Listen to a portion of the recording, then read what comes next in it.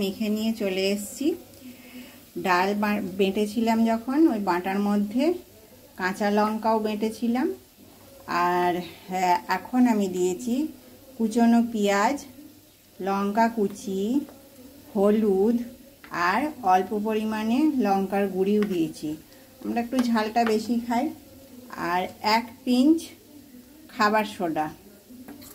তারপরে ভালো করে মেখে নিলাম। মেখে নিয়ে এবারে ভাজবো, তখন আপনাদেরকে দেখাচ্ছি।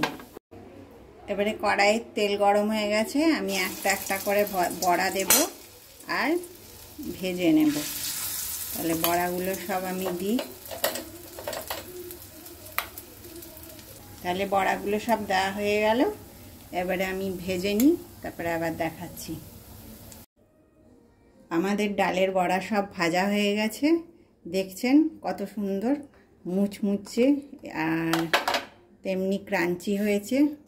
এই যে প্রচণ্ড মুচমুচে এবং ক্রাঞ্চি, আর খেতেও খুবই সুস্বাদু।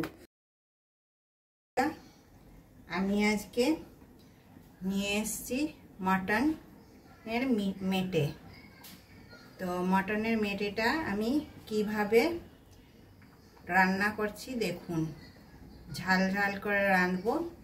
তো প্রথমে আমরা কড়াইয়ে সর্ষের তেল দেব।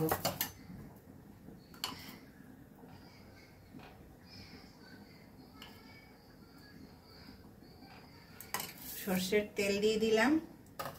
এবারে পেঁয়াজগুলো দেব। পেঁয়াজ কুচি,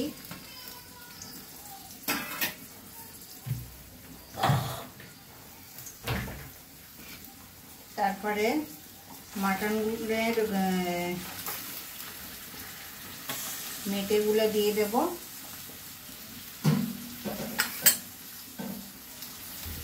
আদা রসুন গোলমরিচ বাটা কিছুটা দেব। কাঁচা লঙ্কা শুকনো লঙ্কা বাটা দেব। হলুদ দেব। সব মশলা একসঙ্গেই দিয়ে দেব। অল্প লঙ্কা পাউডার দেব আর কিছুটা স্বাদ অনুসারে নুন দিতে হবে।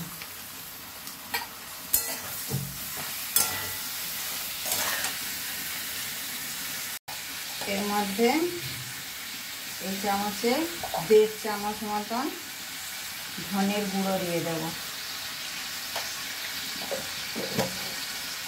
এবারে খুব ভালো করে এটা কষাতে হবে। জল দিতে হবে না বেশি। যখন জল লাগবে কষতে কষতে, তখন খুবই কম জল দিয়ে দিয়ে একেবারে শুকনো করে কষতে হবে। পেঁয়াজটাও সঙ্গে গলে যাবে।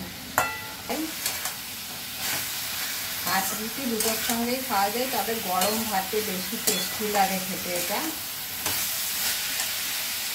তাহলে আমি কষি, তারপর আবার আসছি। এবারে এটা আমাদের ভালো কষানো হয়ে গেছে। টমেটোটা দেবো এবারে।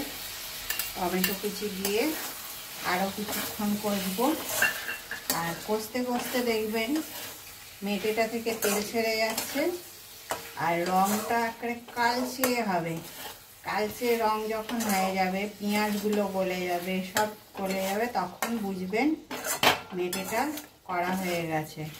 তখন অল্প একটু জল দিয়ে আগে একটু সেদ্ধ করে নিয়ে, খুবই কম, তারপরে আবার ভালো করে কষে অফ করে দিতে হবে। তাহলে আবার এবারে অল্প জল দিয়ে দেব। আমার কষা হয়ে গেছে। অল্প জল দিয়ে দিলাম আর এবারে একটু ঢাকা দিয়ে দেব। এবারে আমি খুলে দেখে নিই।